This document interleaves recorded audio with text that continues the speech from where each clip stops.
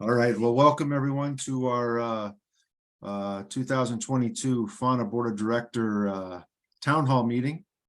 Tonight we've got some interesting things that we're going to discuss. We've got several questions, but I first want to congratulate our nominees, Matthew Jenkins, Eric Smith, and Will Braun.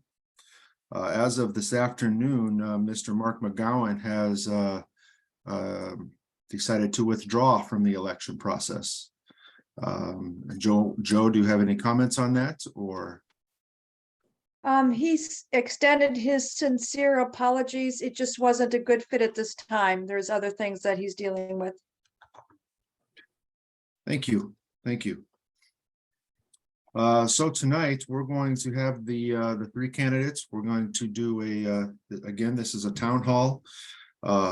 Each candidate will have a chance to answer each question that is asked. And I am going to draw the names randomly.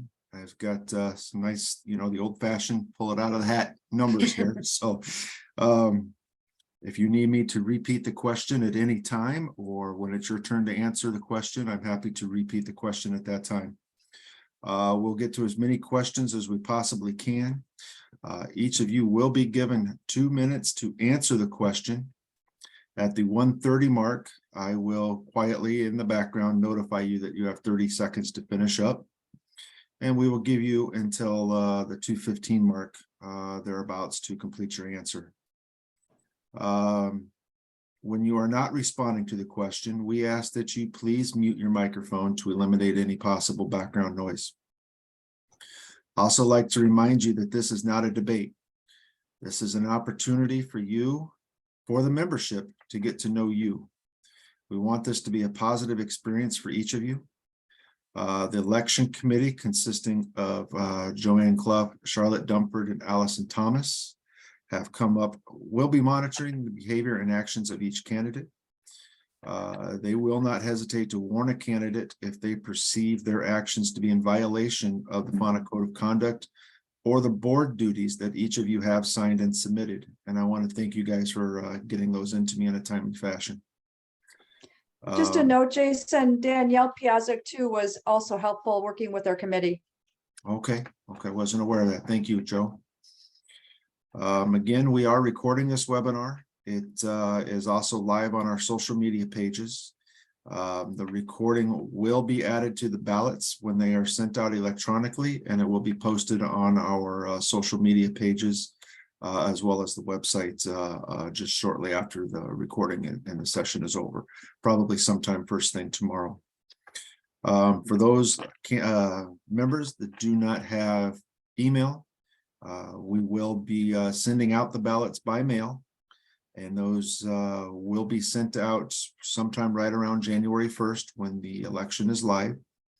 And they will be returned to the Equestrian Land and Conservation Resources, and they will be counting the ballots as a third party. So you can assure that your ballots are in good hands. I would like to wish each of you good luck this evening. And we will go ahead and get started. So I'm going to allow each of you an opportunity for some opening remarks, and we'll go for 2 minutes. Let me get my little stopwatch out here. And the first one I am going to select tonight is Will Braun. Will, would you like to start this evening? Yeah, I guess. Are we ready? Yes, go ahead, sir. Yes, I would like to make a few opening statements just for the people who don't know who I am. I immigrated from Holland to the United States in 1980 and first lived in California and then moved to Washington in 1988. All of this happened because of the dairy cows. In the late 1980s, I moved to Washington, started my own dairy with a partner, and in 93 we split the partnership. And it was in 1998 when I was able to buy my first Frisian horse. Shortly after that, I met my wife, Teresa, and we got married a little bit later. In 2015, we sold the dairy, but we kept all the horses and all the stuff that goes with that. And right now we're staying pretty busy with training horses for other people and getting a big enjoyment out of riding and driving myself. I don't do much riding anymore, but do a lot of driving. I've done singles, pairs, unicorn, and my biggest passion is the tandem. And right now I'm working on my 4.5. Interesting enough, I was one of the first runners when FHANA had a first scouring in Pomona, California. This was in the early 80s, but don't ask me to run your horses again nowadays. Although it seemed like it was not too long ago, but some people, they think it was a long time ago, but since I'm only 32 years old, it was just like it happened yesterday. After being involved, I've been involved in FHANA and the Frisian horse world when I moved to the United States since 1980. And then 30 slowly seconds, on, Will. I was a FHANA board member from 2009 to 2015. And after my second term, I decided to step down. And then from 2015 to 2022, I served on the KFPS Leidendraad.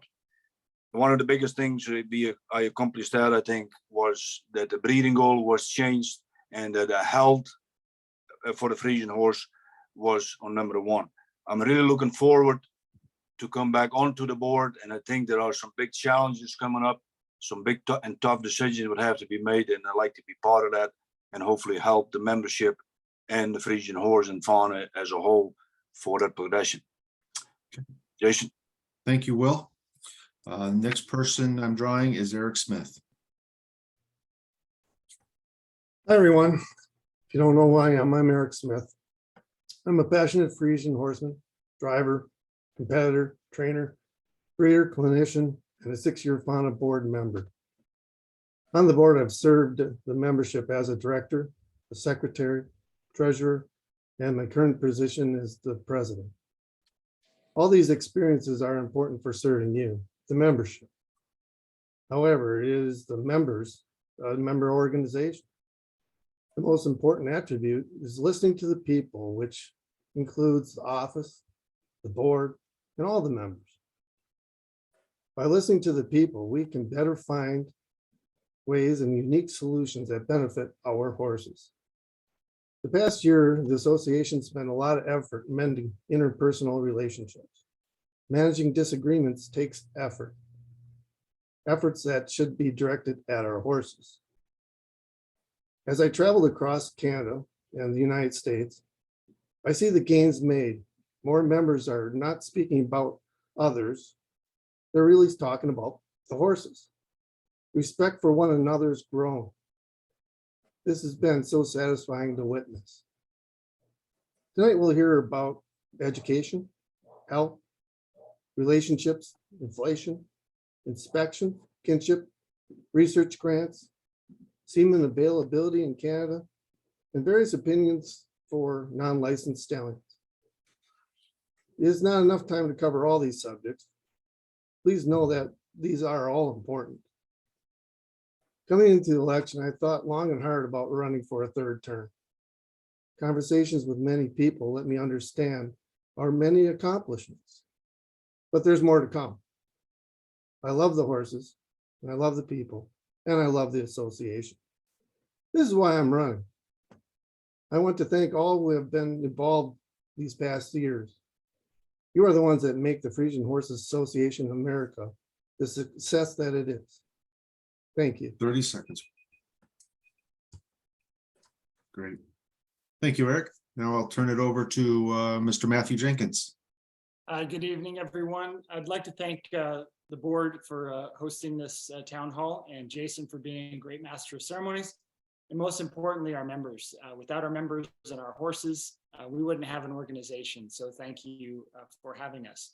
It's crazy. 3 years ago, we were doing this town hall, and some of you may remember I talked about the magic of the Frisian horse. The magic that the Frisian horse has can combine people. It can make us be complete strangers, yet become best friends because the love of this horse, the passion that we have, regardless of where we're from in the world, our socioeconomic background, and even the language we speak. We can speak a completely different language, but yet have a common bond. And I've never seen an animal that brings people together like the Frisian horse does. So I'm honored to have served this membership for the last 3 years on the board. I'm excited about the proven success and the leadership that I've seen on this board. What's interesting is the board can potentially shift every year. So you can see 3 different boards over the course of one term on being on the board.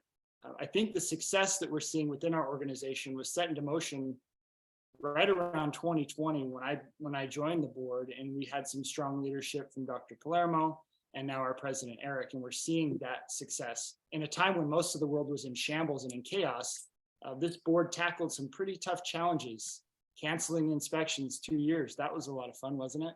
So we look at this, and ultimately what I see is there was a vision cast by our previous president to have all of our committees be led by the members. This is your organization. The board is here just to be stewards and to be the financial people that look at that and have the responsibility to adhere to the bylaws and carry out what the members want us to carry out within this organization. So without you, we couldn't do any of that. 30 seconds. Some of the things that we accomplished. Oh, I guess my time was saying to you. Our committees, our members, we accomplished Future FHANA, a mentoring program, a virtual show, English as a second language translations. 2023 AGM is phenomenal. We see membership growth, and we have Spanish mentors now. And to our Spanish members, te veo, te escucho, y te reconozco, which means I see you, I hear you, and I recognize you. So thank you. I look forward to the conversation tonight and to the other candidates hearing what they have to say as well. Great. Thank you, Matthew. I'm going to go ahead and jump right into the questions. Now, each of you were sent the list of questions, and I'm just going to randomly ask them. Each one of you will have the opportunity to respond to the question. And so the first one up is going to be Eric Smith. And I'm going to ask, how involved have you been in FHANA committees and FHANA chapters? And what has that experience taught you that you can leverage as a board? Thank you, Jason. I've been involved with committees since about 2009. These committees include sports, IT, marketing, inspections, finance, education, stallion, and the rules and regulations committees.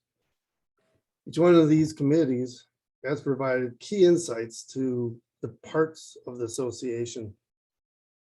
I go back and I could talk about the importance of each and every one of these committees. But the one common thread is the members. And the key of the members is they drive the cooperation.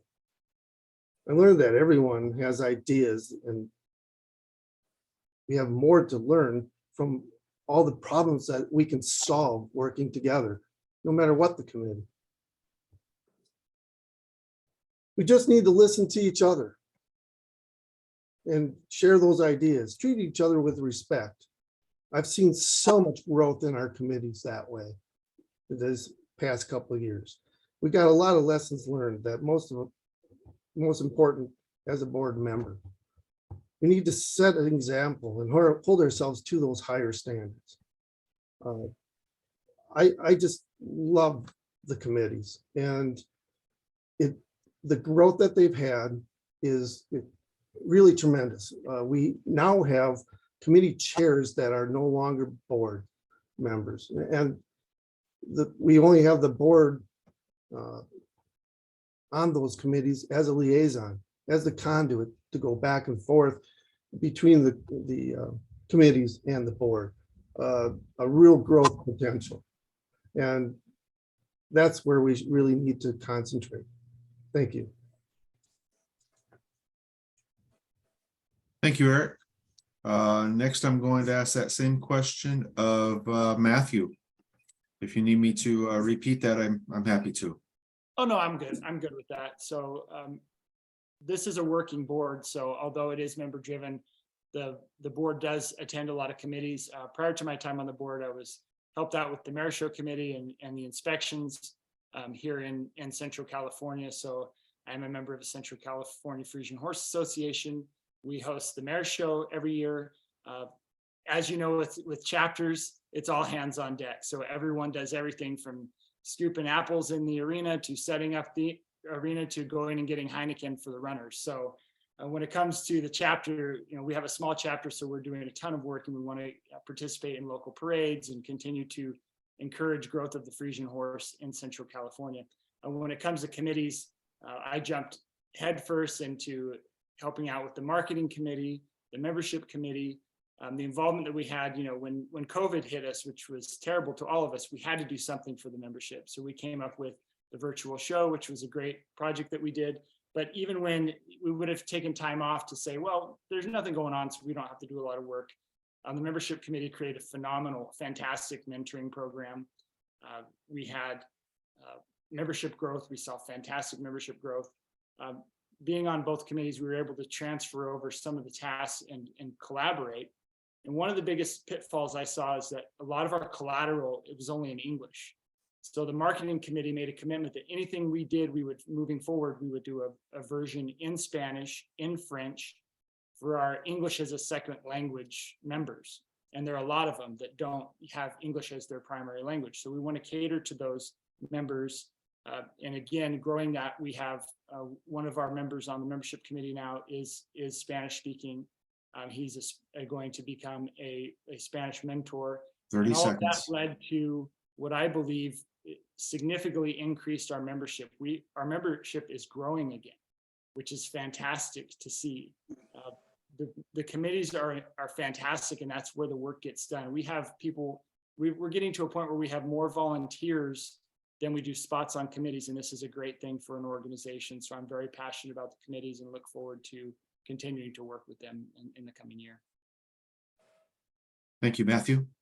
Mr. Braun? Mr. Brown is not here. Well, would you like me to repeat the question for you? No, that's okay. Thank you, Jason. Okay. How involved have I been in FHANA? Like I said earlier, I think I've been around FHANA in different segments of it since FHANA started. And I was especially really involved in FHANA when I was on the board. I helped start and getting the FMC going. I served on a lot of the committees, and it's amazing to me right now, a lot of these committees what are in place right now by FHANA, we either started that or revamped that and got them going again. I remember one thing what we really talked about was when I was on the board, it was strategic planning. And now finally, you see at the board level, now we have the strategic planning in place, which was started when we got on the board. This makes me really anxious to go start back on the board, and I'm willing to serve on the board again, and not only the board, but to serve the membership and the Frisian horse. I think we came a long ways, and I have a heck of a lot better understanding what I'm getting into right now than what it was when I started the first go around in 2009. I think the board, FHANA board, is at least not only the FHANA board, but FHANA is strong, is in a heck of a lot better position. And I think not in a better position. FHANA board is in a good position. Maybe I would have had a different thought on this a couple of years ago, but things happen. And sometimes it's good to have a few setbacks, and then you can progress forward again. In order to go forward, sometimes you have to step back, and then we can make a jump in the right direction again. With that, I feel perfectly happy to be involved in a board. I'm not afraid to make tough decisions. And if there comes to a point, I will ring the bell and say, we need to look at this and try to cooperate with each other and come to a common conclusion so we have the same goal. Thank you, Jason. Thank you, Will. Okay, we're going to go on to our next question. And Matthew, I'm going to start with you this time. Okay. How important to you is the adherence to the KFPS rules, and why? I'd love to start this question off. This is something I think the membership may struggle with sometimes, is the division between the KFPS and FHANA doesn't exist. We are the KFPS, and the KFPS is bond to us. If you look up our bylaws, it's in our bylaws that we adhere to the KFPS rules and regulations. So there's no gray area. There's no question to that. Without the KFPS, FHANA is nothing but a calendar. So we have to know that, yes, there's a very American spirit to want to buck the system and do it our way and John Wayne things. And that's great. We need to have a spirited conversation, and we need to be looking out for the best interests of our members. But we also have to embrace and cherish the legacy that the KFPS has. You know, there's another question coming up about other registries. Everyone wants to be the KFPS. Everyone wants to have a registered KFPS Frisian. These other registries aren't the KFPS, no matter what they say or how they try to spin it. It's just because they want to bend around the rules that the KFPS has. Some of them may seem silly, but when we look at the core of what these rules are, it's all about what our mission statement is: to protect and promote the KFPS Frisian horse in North America. It doesn't say the heritage horse of North America, it doesn't say the KFPS, it says the KFPS Frisian horse of North America. So without the KFPS, we're nothing. But we have a lot to offer to the KFPS. It's not that it's this subservient relationship. It's a relationship that we need to have. I wrote a word about it. We can try to maintain, autonomy was the word I was trying to come up with. We can maintain our own autonomy and be our own entity. We are our own entity, but we can respect the traditions 30 seconds. that the KFPS has given us. You know, I've heard many things about we should have our own this, we should have our own that. If somebody wants to start their own registry, they can. Other people have done this thing, but our organization has and always will adhere to what the KFPS rules and regulations are, unless the members decide to change that particular bylaw. But the KFPS is our parent partnership that we have. Thank you. Thank you, Matthew. Will, I'm going to ask that same question of you. Okay, thank you, Jason. How important is your adherence to the KFPS rules? Well, the KFPS is our mother organization, and a lot of the stuff what Matthew just said is all true. If we didn't have the KFPS, we won't be here. We have all these other Frisian registry, Frisian horse organizations here nowadays in the United States, but the KFPS is the only one, besides the Fenway Foundation, doing the same thing.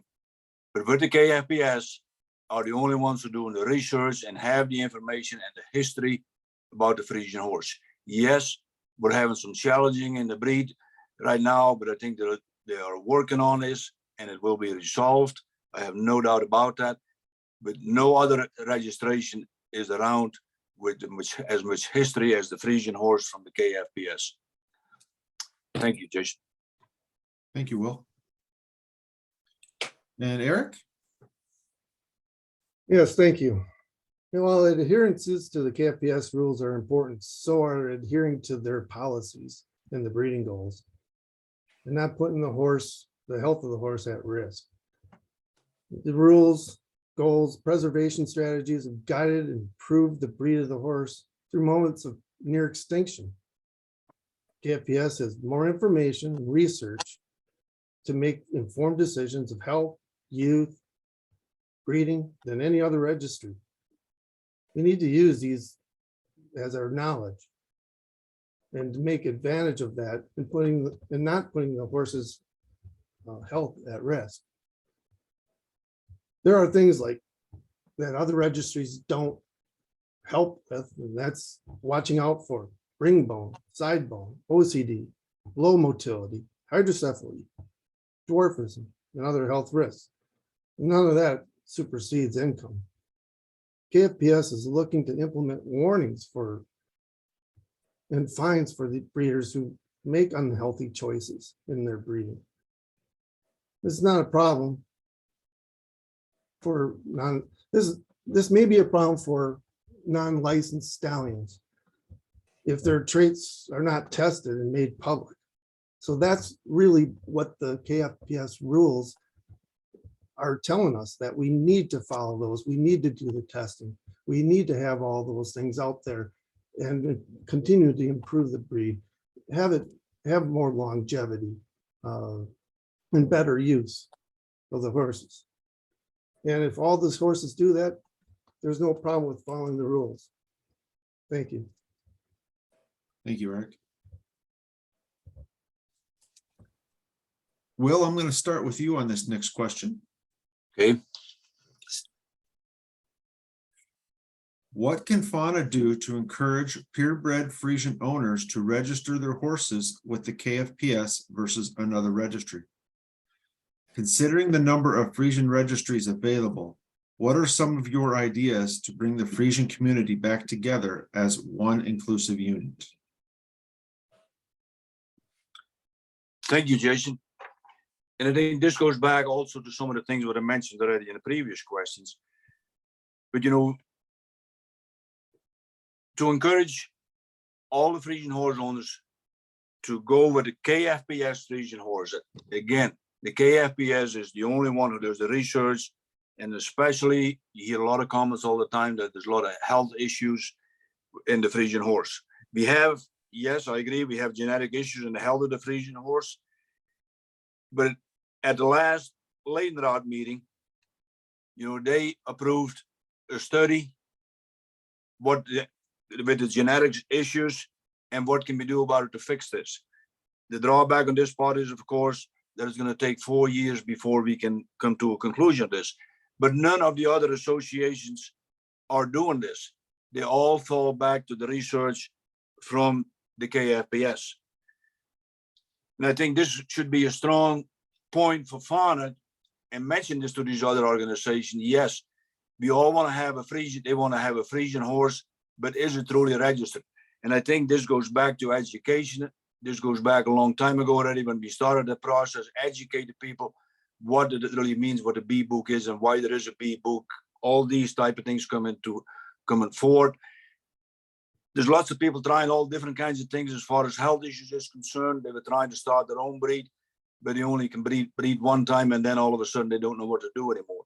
I think with the help of the Fenway Foundation, they started the first one, and now finally the KFPS got their act together, and they started this new study was being approved right now. But the drawback is it's going to take us 4 years to figure out what the conclusion of that is, and hopefully we in FHANA should be prepared for that and get us ready for the outcome of that study.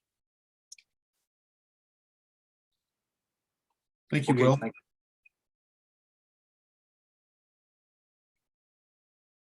My order here.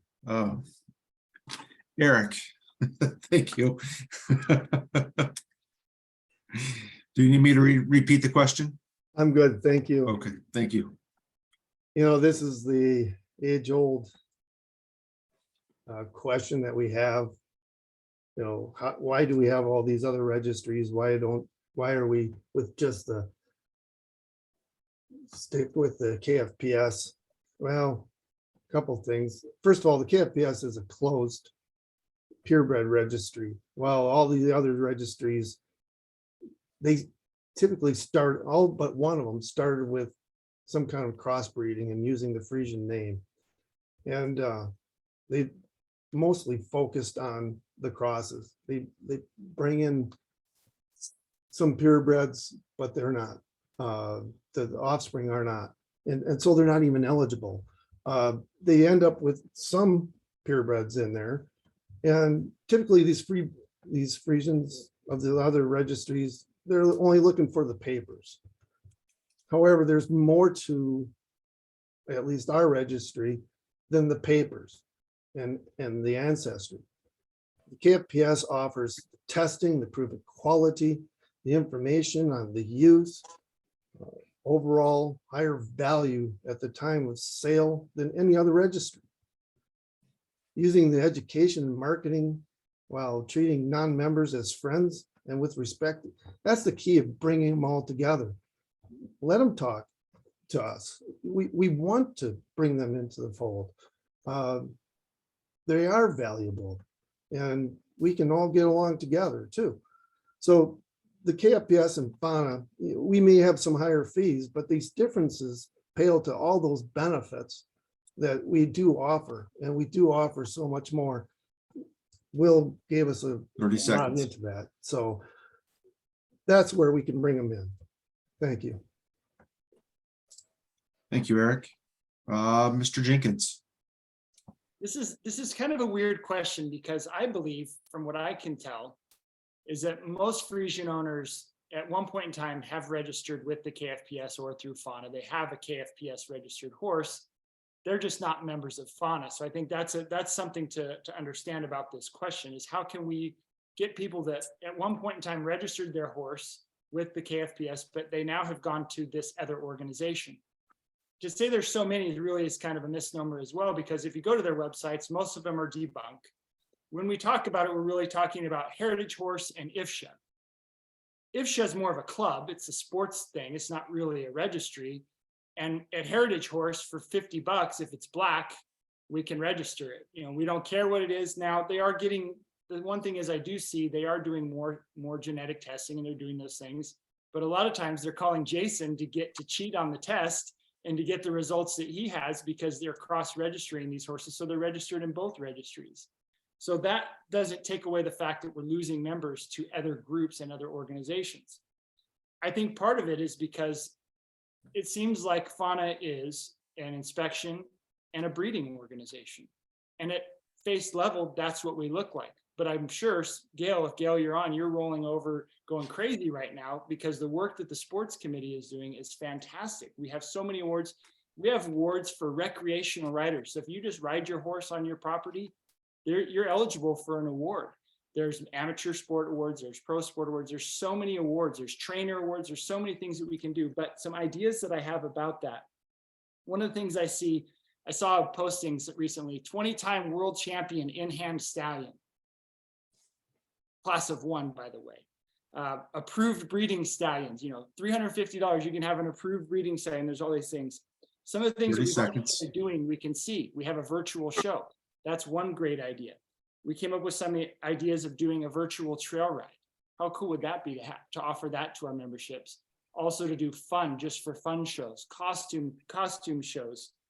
Why not get together and do the FHANA Frisian World Cup in Las Vegas? Why don't we do our own show and get people together and do this? So offering some alternatives to the people that aren't breeding and aren't inspecting their horses. They've already done that, and now they just want to enjoy their Frisian. We need to cater to those members and well, and I think we'll draw some of the members that have left to bring them back, because they see that FHANA is a fun organization that's doing great things for their members. Thank you.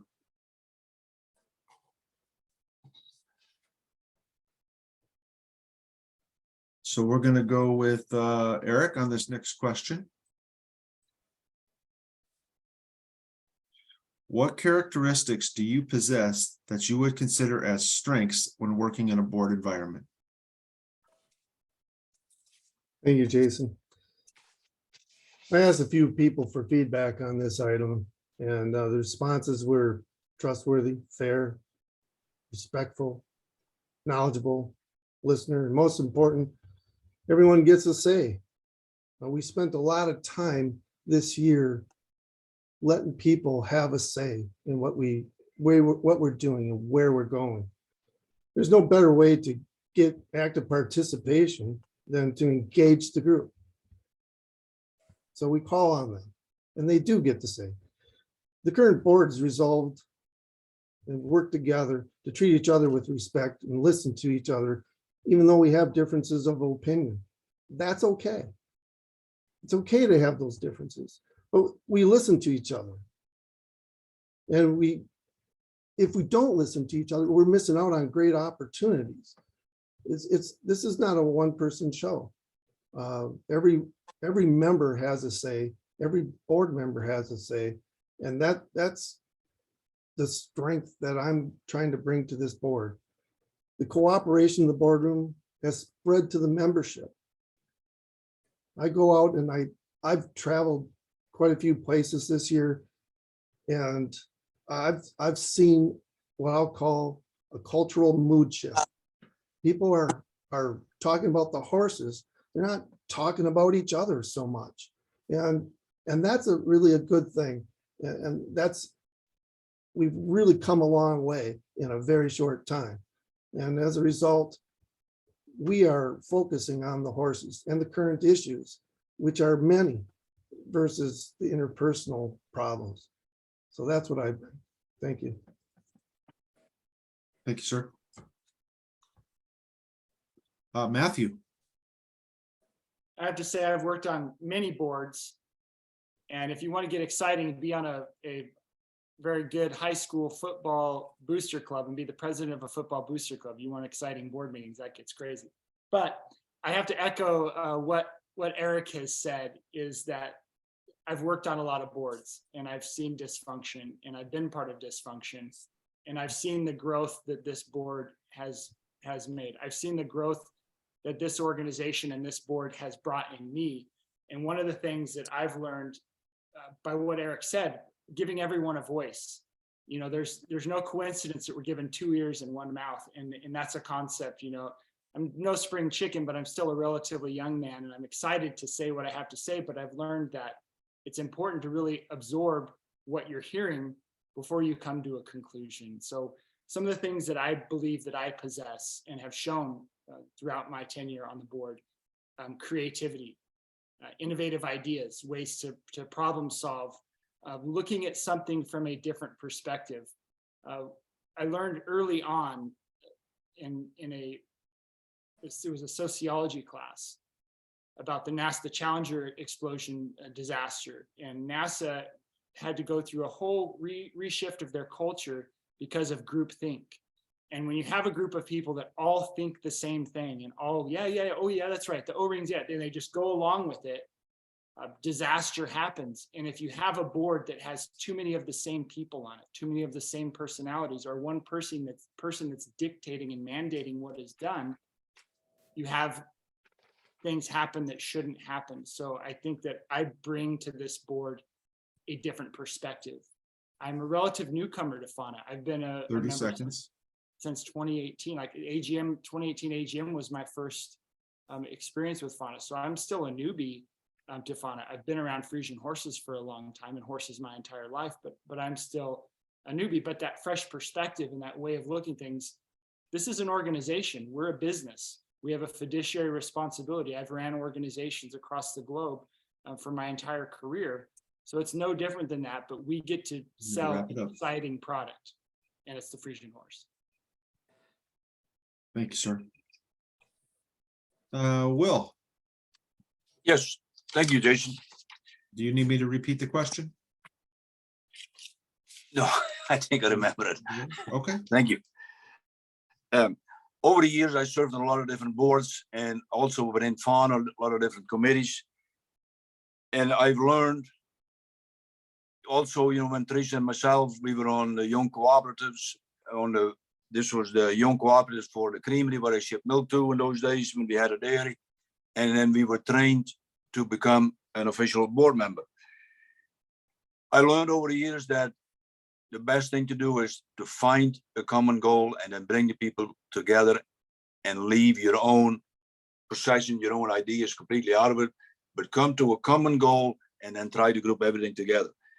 Also a big experience what I have, I've been going to Toastmasters where you learn how to speak in front of a group of people, but not only speak, but also how to listen to people and what they have to say. There's too many people, they can't handle the truth. And it makes a lot of difference sometimes. It doesn't always mean what you say, but how you say it. And all these perspectives, I think what's going on in FHANA will help me be a good board member and a good representative of the membership. So I feel 100% confident. I'm not afraid to speak up if I see something, and that's like I said earlier already, I'm ready to ring the bell and see what we can do about this and come to a common ground. And all the problems what we have in the world, let's sit around the table and talk about it. If we can't sit around the table, you're going to be put on the menu and you're going to be eaten. So let's sit around the table and let's talk about it and come to find a common ground. Yes. thank you, sir. Let's see here. Matthew, I'm going to start with you on this next one. Okay. How would you describe your ability to work with and lead others?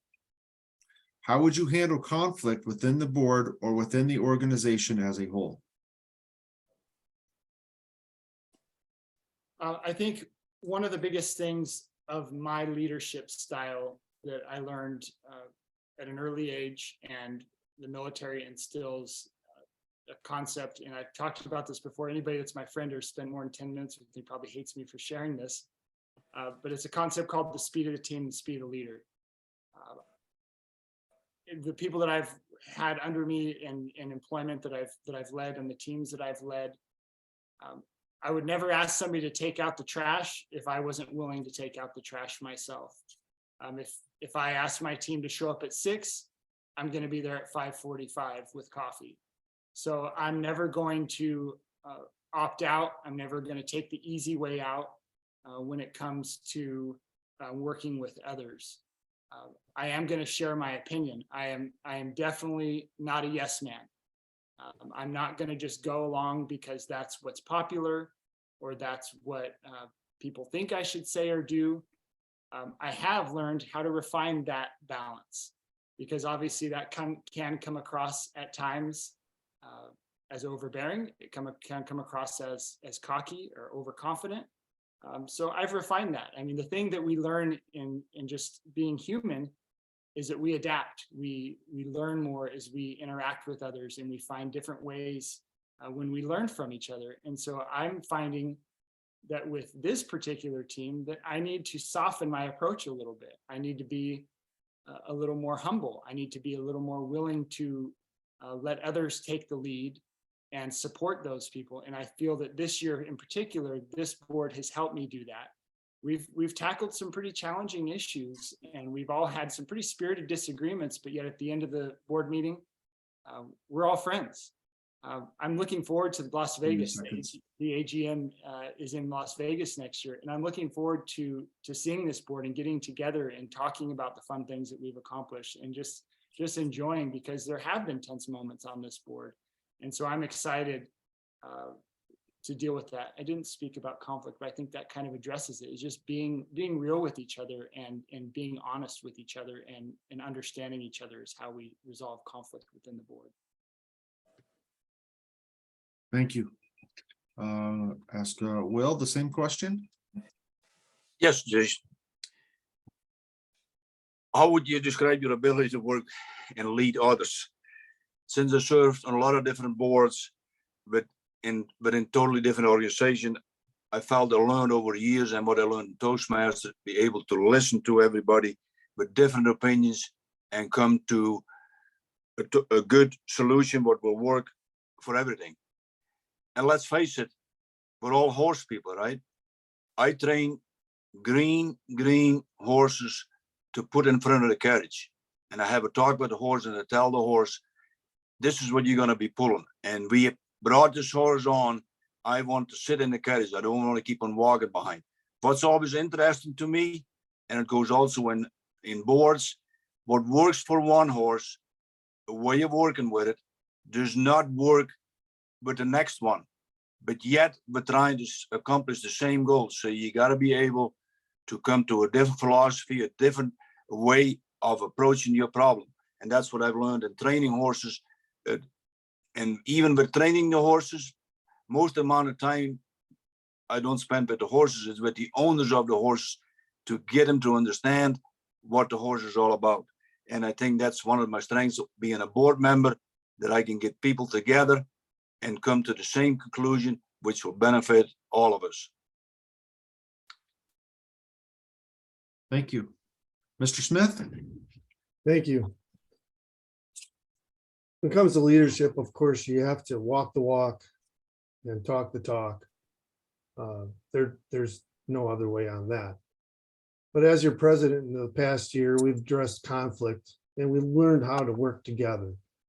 Simply put, we have ground rules and everyone gets that say. So I'm going to say that again, but it really has changed the culture that we were living in. Get to say, we treat each other with respect. We find a way to leave the past in the past, and differences in ideas, they're welcome. We need to listen to those. And so I've said it before and several others have said it too, but we need to listen. And that is probably the hardest part of leadership. It's also important to know each other. We need to spend some time whenever possible. When we travel, I try to get together with all the different people. Sometimes it's just to have a beer, but a lot of relationship building happens in that. We also need to pick up the phone rather than sending texts and emails. Conversation is so much more productive in gaining understanding and trying to understand what goes on in an email or a letter. We may not be good friends, but we definitely have had a good professional relationship, and that is so paramount. We can work together no matter what. Breaking that ice, that's difficult, and everybody needs a little help sometimes. Kickstarting, getting new and strained relations. We've seen a lot of strained relationships in the memberships in the past. 30 seconds. And I'll tell you, I've seen a lot of those get mended. A lot of people who weren't talking to each other are talking to each other, and it's more friendly. And that's the leadership that we need to have, is where people can come together, because no person is an island. We need to work together as an organization. Thank you. Thank you.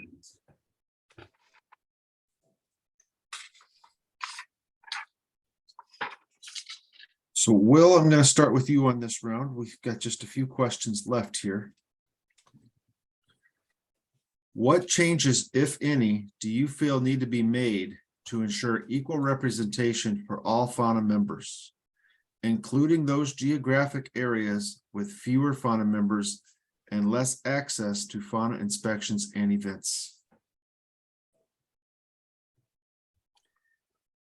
Thank you, Jason. This is kind of a tough question. It's not an easy process. You know, right now we're looking at some property in Montana. I like to move to Montana. It needs to have humongous amounts of miles where I can drive the horses. But I have only one complaint, or not complaint, constraint. We can only have snow on the ground for 1 month.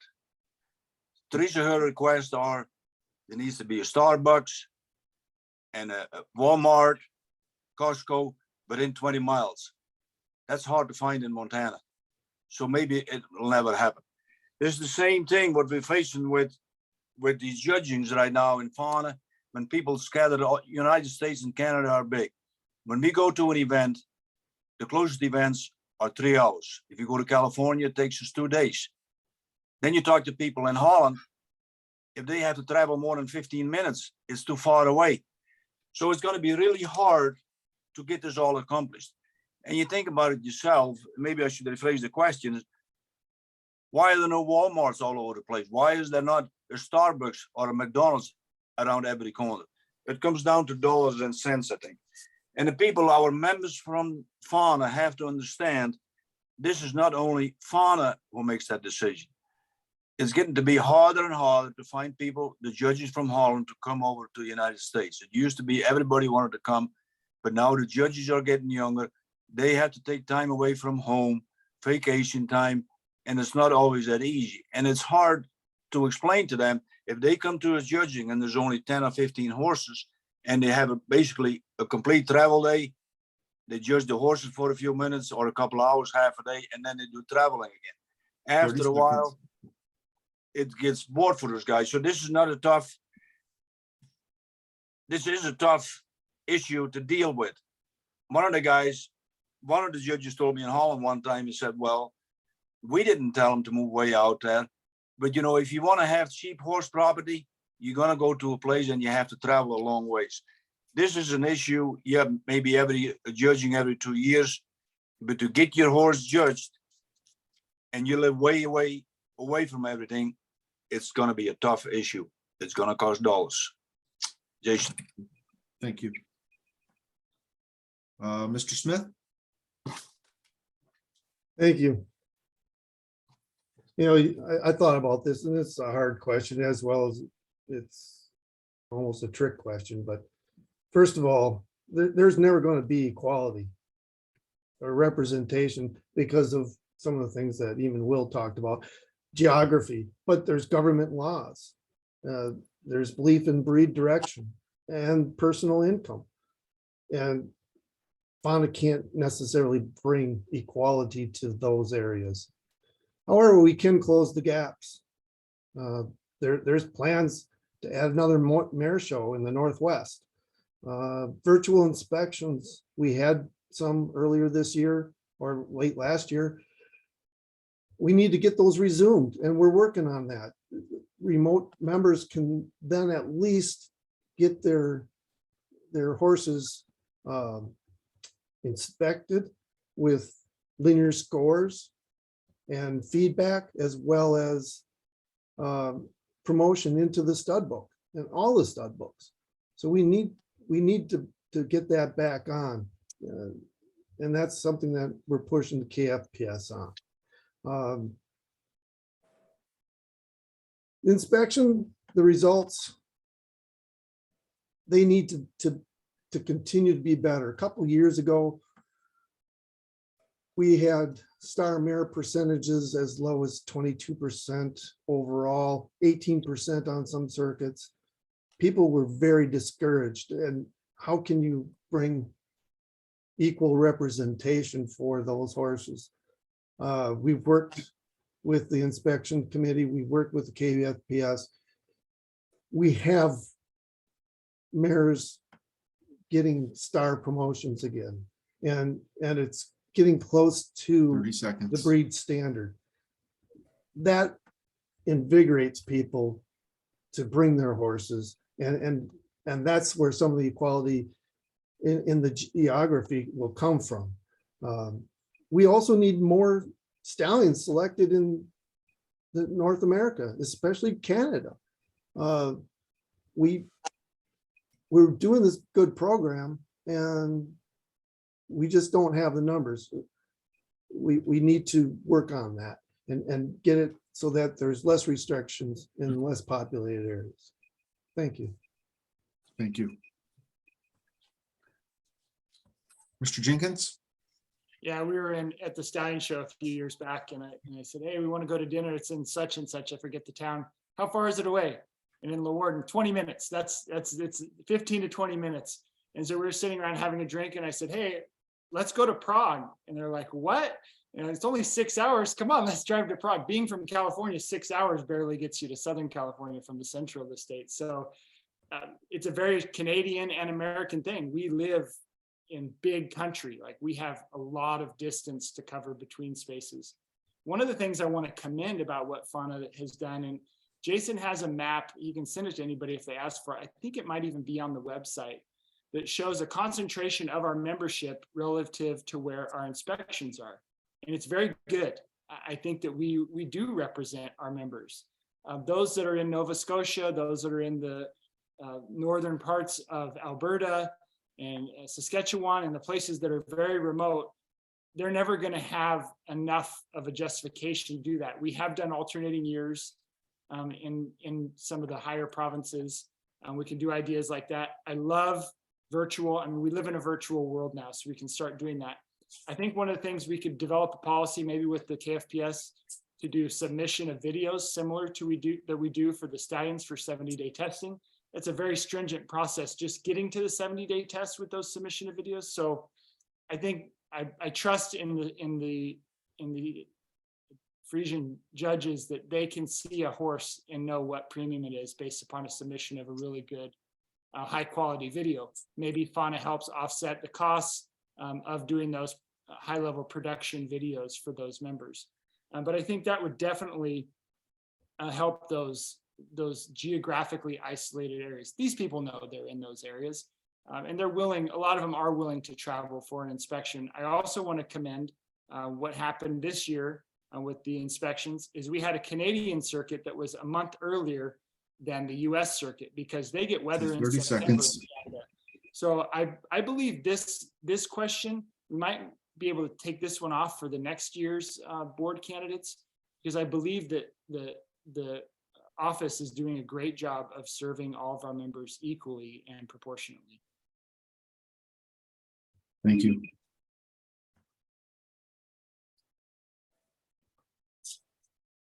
Okay, Eric, we'll start with you on the next one. What is one specific thing you would like to accomplish if elected to the FHANA board? And what steps or processes would you take to ensure your success? Thank you, Jason. I'd like to continue on with what we've started in this past year. First, stop concentrating on interpersonal differences and concentrate on the future of the breed.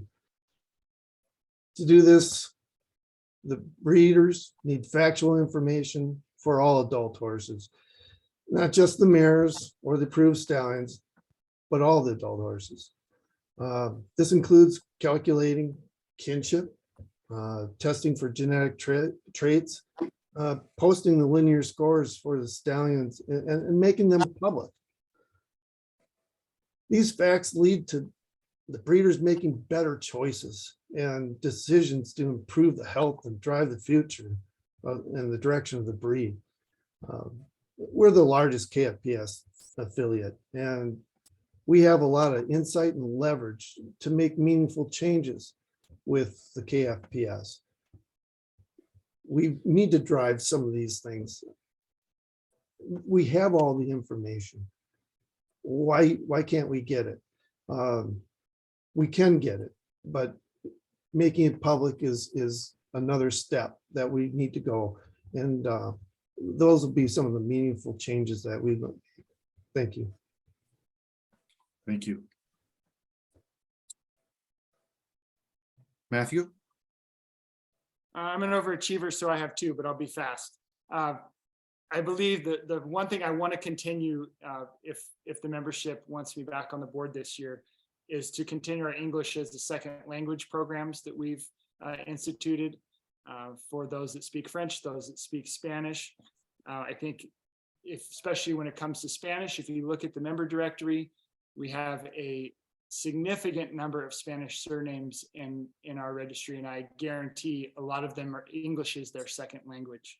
I believe this part of our membership has been underserved for many years and not fully embraced into the FHANA world and to the Hablamos Friesan. We speak Frisian. We need to do that for our Spanish speaking members. It's directly impacting to me because I'm in California. We have a huge Mexican membership here in California, and I hear that from them. They feel like outsiders. They don't feel like they know what's going on because the communications aren't put in Spanish. So I'd like to see, even if we could get this election, get a Spanish option. I'd like to see our emails have a Spanish version. I grew up in elementary school in a small Central California town called Napomo, and they did the morning announcements in English, and then the principal did them in Spanish. So this is something that's very common, especially as we have a culturally diverse world. We have to do that. We're a culturally diverse organization, and we have to embrace that. So I'm going to continue to push for that no matter if I'm on the board or not. Also, second thing, more interactive events. I want to see more fun events, more non-inspection, non-breeding type events to make our membership fun, to make it exciting to be part of FHANA and to connect with the members and create that esprit de corps, that teamwork and getting to know each other and doing things outside of just the inspections. Because the inspections for a lot of people are stressful. It's not a lot of fun. I mean, at the end of the day, it's fun when you're enjoying and talking about it. It's getting horses ready, running around, sweating. A lot of times it's hot. And so I want to create more fun for this membership and create more activities that they can do together. Thank you. Will? Yes, thank you, Jason. My biggest, I don't have a specific agenda if the membership elects me to the board, but my main goal would be the health issues in the breed and assist the members in breeding programs where they can find a good match to the stallion. And education, of course, is the key here.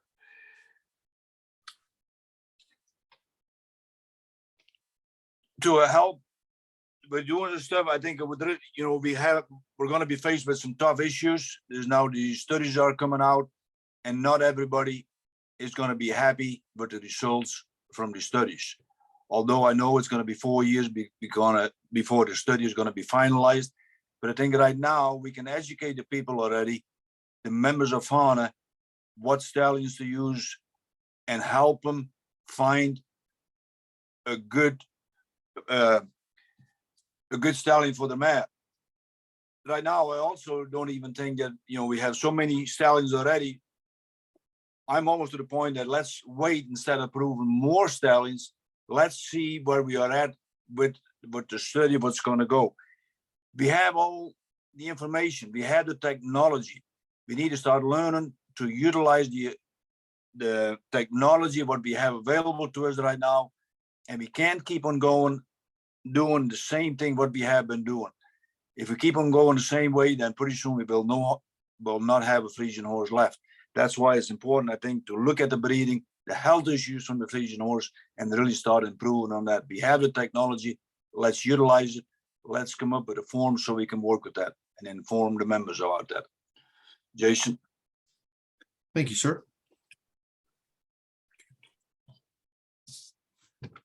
Should go to Eric next, right?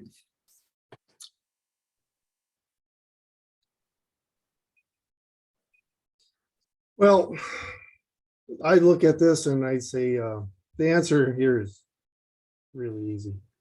The health of the horse is probably the number one issue, and breeding to include long-term health. We have the research grant, and I want to make a plug for that real quick. Please, everyone, commit to donating to the research grant, because that's going to make a big difference. That is what we are doing, FHANA is doing, to make a difference and get these critical issues. Since we kind of covered that area, I want to go on and change it up a little bit. And what is the most important issue facing FHANA? I want to bring a couple other things into that. Inflation and the health of the balance sheet. Inflation is hitting FHANA on all sides. We have worked hard to be efficient here, in many years here, and we trimmed costs wherever possible. Some fees have not increased since 2002. While the KFPS, those fees have been raising 2% year over year. And some of the fees this year went up 12%. It's going to be a tough hurdle. We need to be ready for increased fees or cutting back on programs. Otherwise, we need more income. We've done everything we can do to hold the line, and we've cut out waste. We've automated things to make sure that we are efficient and productive. And there aren't many ways to do that anymore. So we have to do things. And this year might be a tough one. 6 years ago, the balance sheet was in a downward trend, going for financial stability. Since then, our balance sheet became quite healthy, and we're in a shape where we can weather the storm. However, inflation and investments, they're still tough, and we all feel it. Eggs are $4 or $5 a dozen. Diesel fuel for our trucks, it's $5 or more. Some of it's coming down. But we have to address this, and the finances are going to be very critical this year. Thank you. Thank you.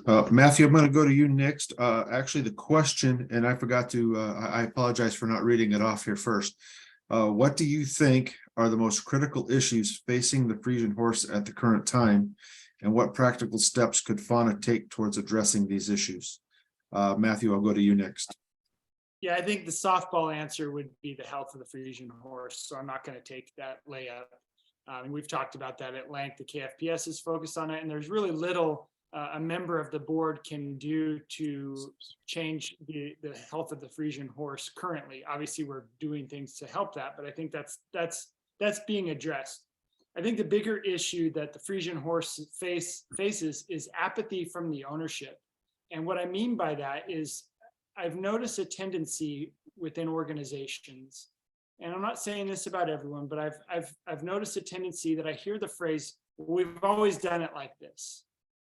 And those are the 5 biggest words that kill an organization. We cannot, I repeat, we cannot continue to do things the way we did them 20 years ago in this modern day and age when we have technology, we have a very diverse culturally, socially. The people that own a Frisian horse today are much different than the people that owned a Frisian horse 40 years ago, for example. So it's important to recognize that we can't continue just to do it how we've done it. And when I say that the owner of the Frisian horse is the challenge, is we are doing positive things. I have seen this board come together and unify, and things happen from the top down. And I've heard conversations that have been squashed.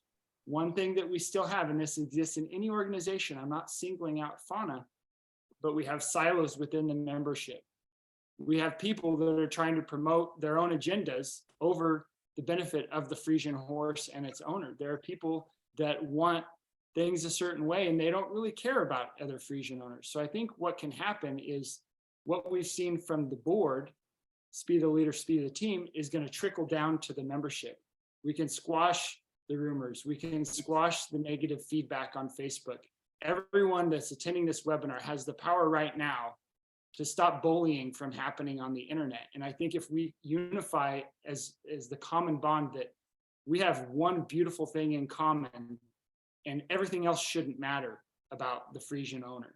Like, we have these amazing horses that we have that in common. So if nothing else, we can come together and unify around these beautiful, the gift that we get to have, the treasure that we get to experience every day. So again, that comes in what we can do as a board is represent that from the top down and not feed the fire. Don't take the bait and get into these conversations and create that division within the membership. And then we're going to be seen as an organization that's welcoming, that's friendly, that doesn't eat its own, that doesn't seem like elitist, because these are all comments that I hear from people from these other organizations, is that they think we're a bunch of stuffed shirts.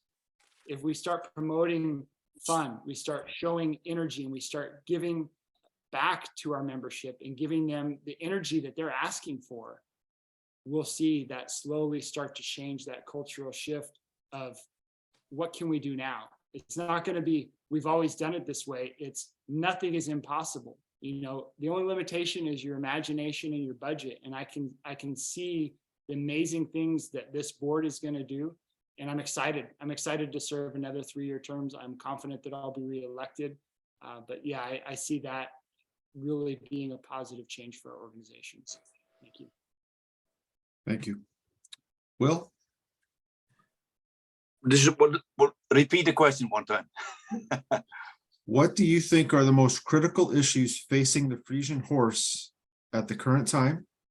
What practical steps could FHANA take towards addressing these issues? Thank you, Jason. I think the most critical issues what we face right now in the Frisian horse is the health of the Frisian horse, especially the breeding problems what we have.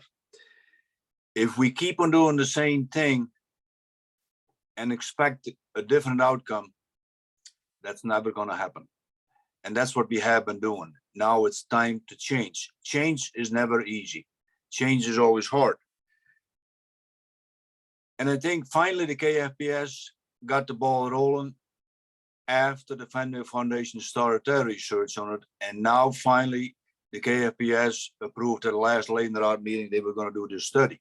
But the study regarding the aortic rupture, megaesophagus, that's going to take 4 years before we have a result. I don't believe that we have the time, that we have 4 years left before we can come up with a solution. I think right now, especially for FHANA, it will be. We have the time. What echo? What happened? I'm sorry, Will. I hit the wrong button.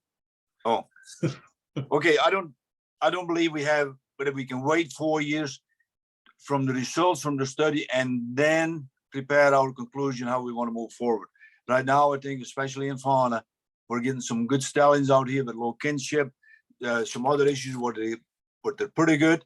It used to be that stallions who came to the US, they didn't need them, so to speak, in Holland anymore. Now things have changed. We have some really interesting stallions here now in the United States, but would be good in Holland. People taking a totally different look at it. Those are some of the things, if I get elected on the board and even otherwise, I would really like to see improved for the membership and help the membership to come up with a good breeding program. It's not going to be easy to do away with these health issues we have, because we can't. And the outcome from this study, we have to be prepared for that. Not everybody is going to like the outcome from the study, and there's going to be quite a few people that are going to fight the outcome from the study. And now you can go back, then we can see over the years the stallion owners had a lot of power, but things are changing. We have a different management in the KFPS, totally different mindset. The Leidenraad is more active, what they have been. So in the whole total breeding program, and one of the biggest thing was the change was that the health of the Frisian horse is now #1, and that should have been happened a long time ago already. So that was one of the main points what I wanted to address if the members choose me to become a member of the board. Thank you. Again, Will, I apologize for the interruption. I was making sure that our live feed on social media was still going. So I apologize for that interruption.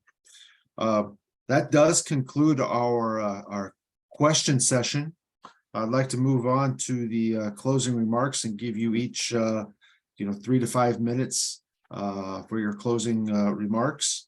Matthew, I'd like to start with you this evening with your closing remarks.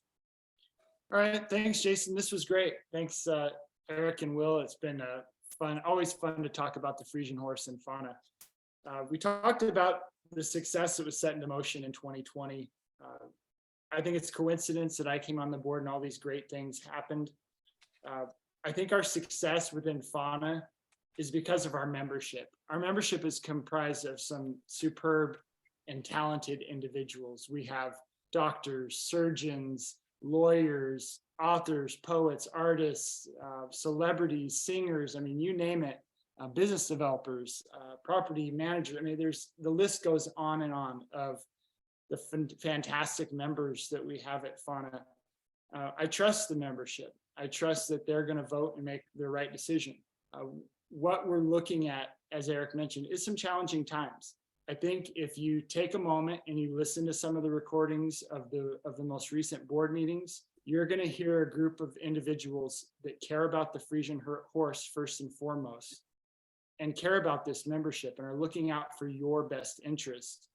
So I encourage everyone to go and take a look and listen to the proven leadership that is going on. Something that I can say is that I wake up every day, regardless of if somebody supports me or not. I'm going to look out for the best interests of the Frisian horse in North America and its owner. I'm going to wake up every day and work for you. I'm not doing this so I can put it on my Facebook page that I'm a FHANA board director. This is a thankless job. Trust me, there's very little reward for the amount of time you put in to be on the FHANA board. But the reward is knowing that you're impacting the future, knowing that someday my grandchildren, that's a weird concept. My youngest just turned 18, but my grandchildren are going to ride a KFPS Frisian horse, and it's going to be the same quality of horse that I'm riding today. In closing to this is it's all about words versus actions. You can say whatever you want, but we have real results that this board has done and real results that I have produced in the last 3 years. If your team is winning in the World Series, you don't pull your starters. If your pitcher's on a heater and is throwing a no-hitter, you don't change the catcher on him. So I think right now this membership needs to trust this board, re-elect Eric and myself, and let us continue the fantastic work that this board has done and will continue to do for the Frisian horse and its members. Thanks, Jason. Thank you, members. Thank you, everyone that's attending this.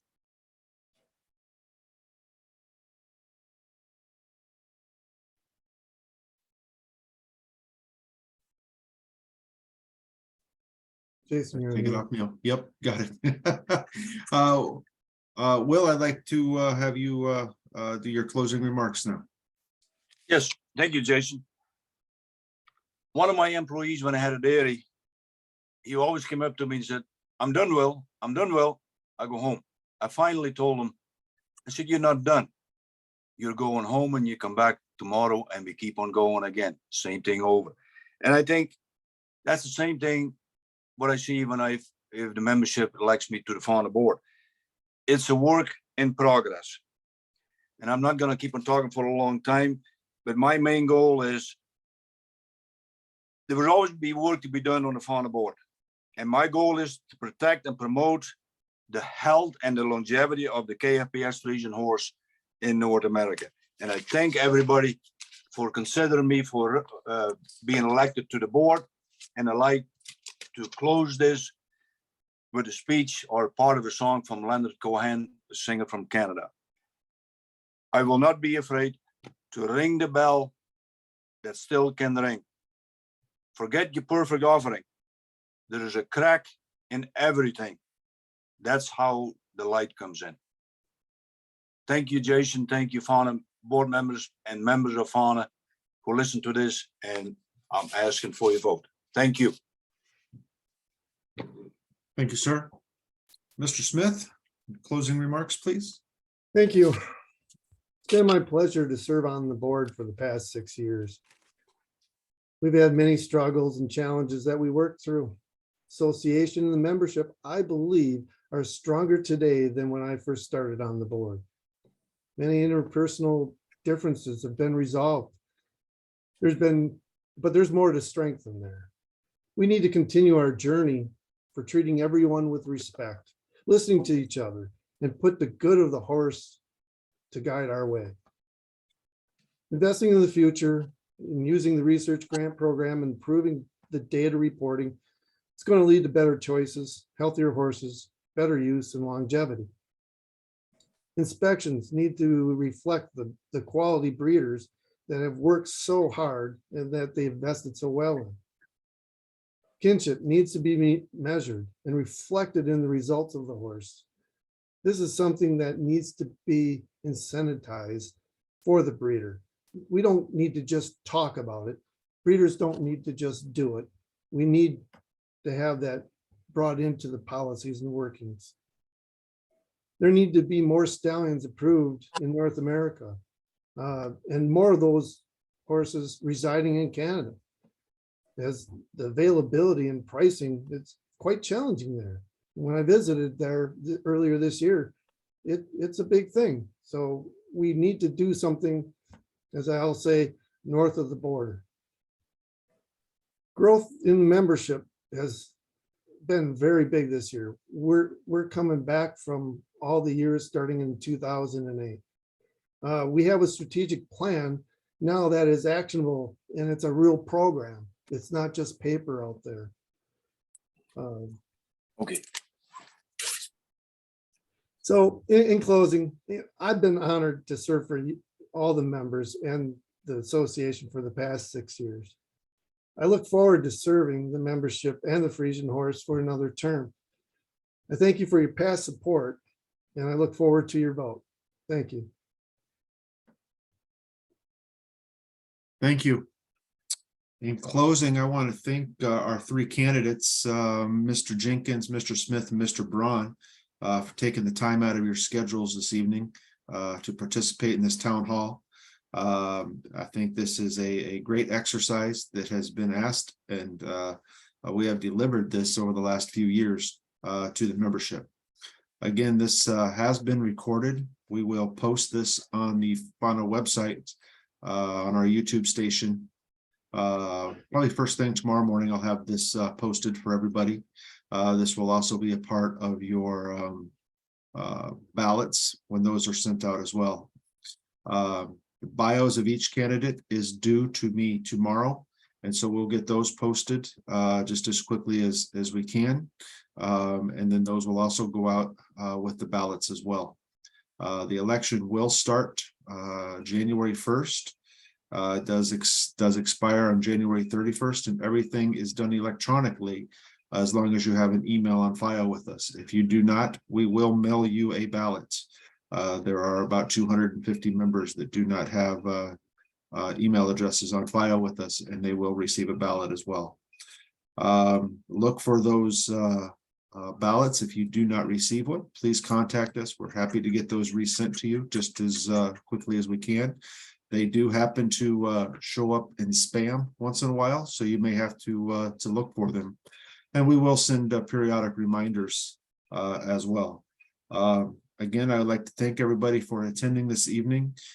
This was a great exercise, and I know that each of our candidates have an open door and would love the questions outside of the town hall as well. So feel free to contact them by either email, phone, or any other means that you'd like to contact them as well. So I want to thank everybody and wish you guys a happy holidays, and we look forward to the election starting January 1st. Thank you. Cheers, everyone. Good night.